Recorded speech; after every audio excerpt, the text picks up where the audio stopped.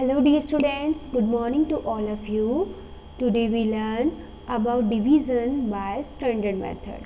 In our previous class, we learned about multiplication by standard method. So all of you see here and understand the standard method of division. हम यहाँ standard method से division करने वाले हैं. सबसे पहले हमें क्वेश्चन को अच्छे से पढ़ना है और फिर हमें ये पढ़कर समझना है कि यहाँ पर हमें डिवाइड करना है या फिर मल्टीप्लाई करना है. तो जहाँ पर ईच यानी प्रत्येक चीज़ की बात होती है वहाँ पर हमें हमेशा डिवाइड ही करना होगा.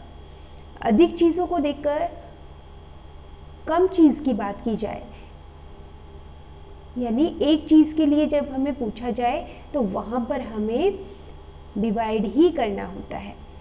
Here we divide 432 by 12. 432 को 12 से डिवाइड किया जा रहा है. यहाँ पर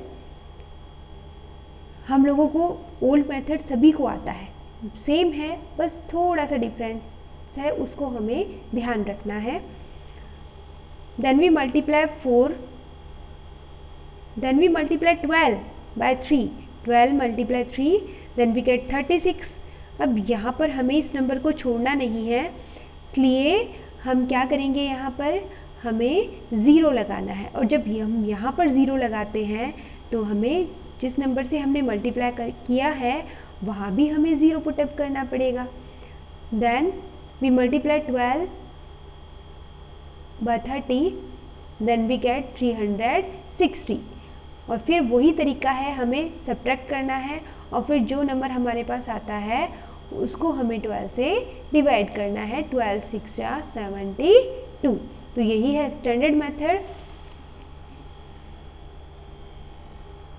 Here our example is Bhupendra has 342 toffees. He wants to distribute equal number of toffees among his 16 friends. Find out how many toffees each friend will get and how many will be left unshared. यहाँ भी each की बात आ रही है. उसे अपने प्रत्येक दोस्त को यानी एक एक दोस्त को टॉफियों को इक्वल बांटना है और बाकी जो शेष बचे वो हमें निकाल देनी है लास्ट में. तो यहाँ भी हमें क्या करना है, यहाँ भी हमें डिवाइड ही करना है. डिवाइड करते समय this is your standard method and this is your old method. Same है, बस यहाँ पे यही किया गया है कि जब हम यहाँ पर ज़ीरो लगा रहे हैं तो यहाँ भी हमें ज़ीरो लगाना होगा और नेक्स्ट डिवाइड वाला नंबर लिखने से पहले हमें प्लस लगाना है. आंसर सेम आएगा, दोनों में कोई भी अंतर नहीं होगा. Here 342 is dividend, 16 is divisor and 21 is quotient and 6 is remainder. ये आपको ध्यान रखना है कि always dividend equal to divisor multiply quotient plus remainder.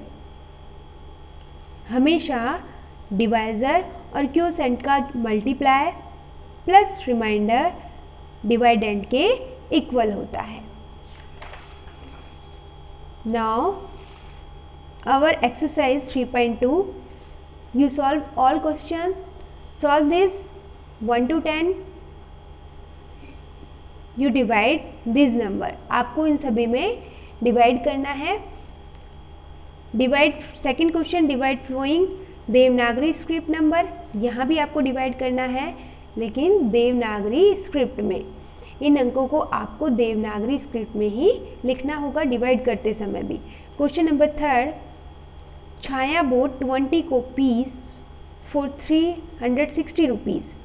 What is the price of a single copy? Single, each का मतलब भी प्रत्येक ही होता है, सिंगल का मतलब भी एक से ही है, तो इसलिए हम यहाँ पर क्या करेंगे, डिवाइड करेंगे. तो आपको यहाँ पर 360 को डिवाइड करना है 20 से. Dheeraj has 864 bananas. How many dozen bananas does he have? Dheeraj has, यानी धीरज के पास 864 बनानास है। तो हाउ मेनी डजन, कितने दर्जन है? हमें मालूम है, we know that 1 dozen equal to 12 objects. एक दर्जन में 12 चीज़ें होती हैं, इसलिए हम यहाँ पर 864 को डिवाइड करेंगे 12 से। Now our next question 5, 702 people can sit in 27 buses. 702 people 27 बसों में, 27 बसों में बैठे हुए हैं। How many peoples can sit in one bus? One bus की बात आ गई, तो यहाँ भी आपको क्या करना है कि एक बस में कितने लोग बैठेंगे। इसके लिए आप 702 को डिवाइड करेंगे 27 से। Onkar has 400 rupees. If the cost of cloth is 30 rupees per meter, then how many meters of cloth can he buy and how much money will be left? यहाँ पर 400 रुपीज़ है, जिन्हें हमें क्या करना होगा, 30 से डिवाइड करना होगा। If the cost of cloth is 30 rupees पर मीटर, क्योंकि 1 मीटर कपड़े का जो मूल्य है, कपड़े की जो कीमत है वो 30 रुपीज़ है। How many meter of cloth can be buy and how much money will be left? तो इतने रुपए में कितना कपड़ा खरीदा जाएगा, उसके लिए हमें 400 को डिवाइड करना होगा 30 से। और जो हमारे पास रिमाइंडर बचेगा, रिमाइंडर आएगा, वो हमारा क्या होगा, कितने रुपए हमारे पास बचे हैं। We get money will be left, जो हमारे पास पैसे बचेंगे वो हमारे पास रिमाइंडर के रूप में आ जाएंगे। हाउ मैनी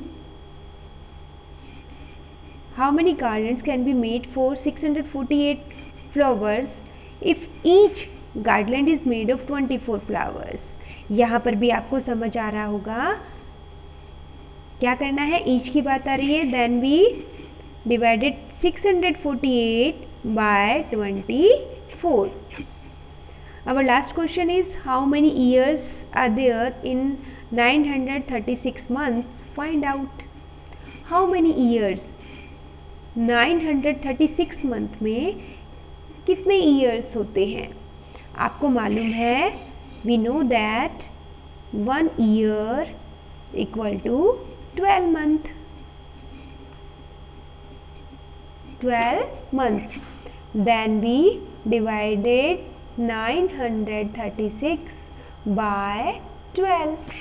इसलिए हम 936 को 12 से डिवाइड करेंगे तो हमारे पास यहाँ पर आंसर आ जाएगा। Now you all solve this old question, exercise 3.2 in your notebook.